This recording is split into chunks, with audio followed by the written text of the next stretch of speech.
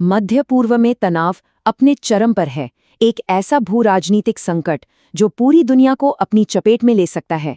चलिए समझते हैं इस पूरे मामले को परत दर परत।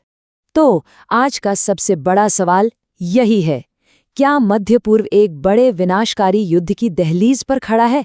और अगर हाँ, तो हम इससे कितने करीब हैं? कहानी को समझने के लिए हमें वहीं से शुरू करना होगा जहां से ये आग भड़की, यानी उन हमलों से जिन्होंने इस पूरे संकट को जन्म दिया। राष्ट्रपति ट्रंप का ये बयान अपने आप में सब कुछ कह देता है। इन हमलों के पीछे अमेरिका और इजराइल का मकसद सिर्फ सैन्य कार्रवाई नहीं था, बल्कि ईरान में सत्ता परिवर्तन था। तारीख थी 28 फरवरी 2026।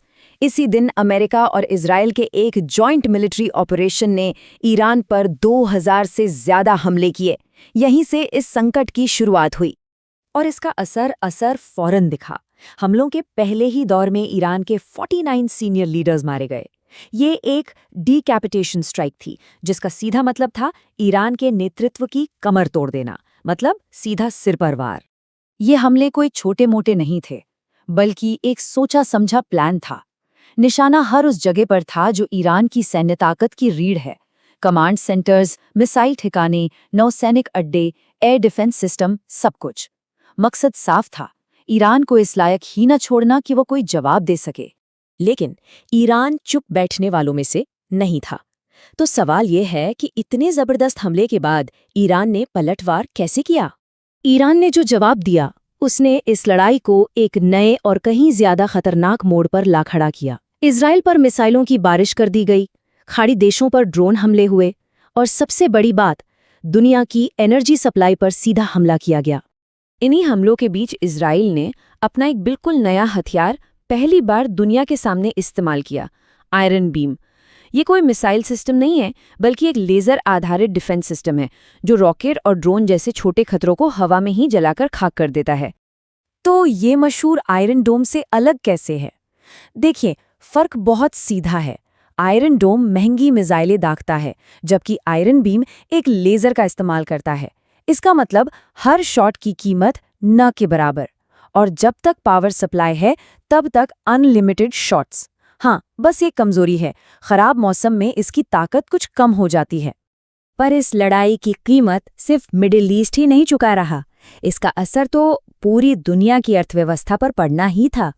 ईरान का सबसे बड़ा दाव था स्ट्रेट ऑफ हॉर्मुज को बंद करने की धमकी। ये वो समुद्री रास्ता है जिसे दुनिया की इकोनॉमी की लाइफलाइन कहा जाता है। सोचिए, दुनिया का 20% तेल और 25% नेचुरल गैस सिर्फ इसी एक रास्ते से गुजरता है।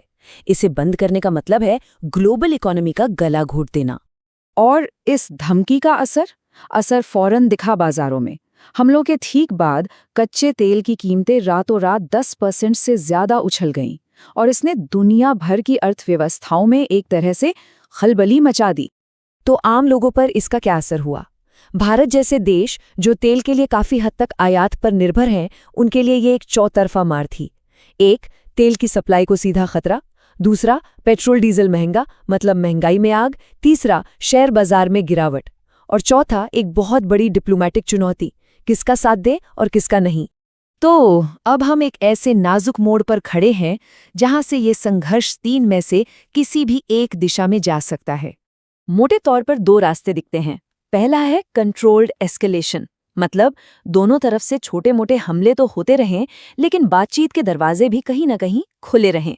और दूसरा रास्ता है पूर्ण स्तरीय युद्ध का, एक ऐसी जंग जिसमें सब कुछ दांव पर लग जाए और जिसका नतीजा एक भयानक ग्लोबल इकोनॉमिक क्राइसिस होगा।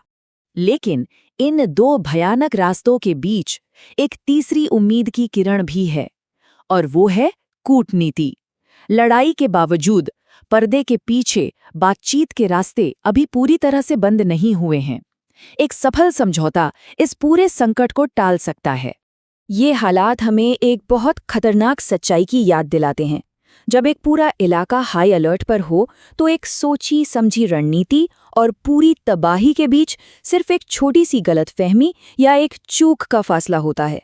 सवाल ये नहीं है कि आगे क्या होगा, सवाल ये है कि क्या कोई भी पक्ष वक्त रहते पीछे हटने को तैयार होगा।